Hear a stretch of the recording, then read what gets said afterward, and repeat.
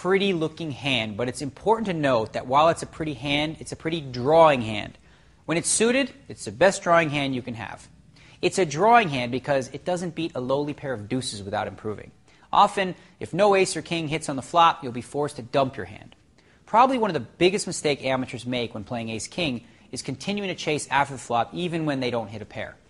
There are times when it would be correct to do so, but more often than not, if you don't catch a piece of the flop, you shouldn't invest another penny. When deciding when to continue with an unimproved ace-king, there are several factors to consider.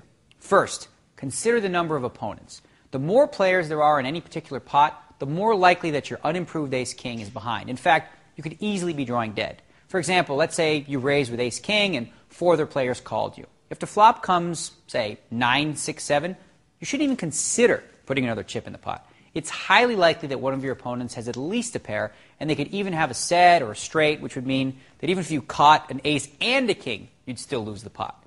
Don't even bluff at this flop. A saved bet is just as good as a bet earned. Next is position.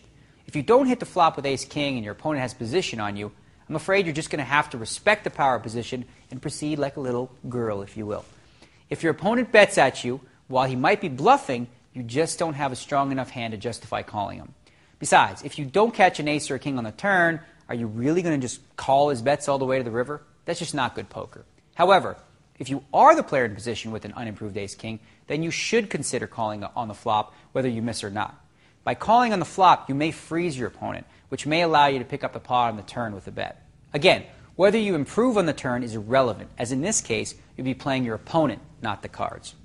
How about added outs? Sometimes you'll miss your ace-king by not making a pair, but might have other added outs, like a straight or a flush draw. In this case, if the bet is small enough, it might be worth calling to see one more card, especially since you'll usually be drawing to the nuts. A 4 flush with ace-king on the flop is actually a powerful hand that should be played aggressively, while a gut-shot straight draw on a flop like queen 10-4 should be played more cautiously, hoping to spike that miracle jack on the turn.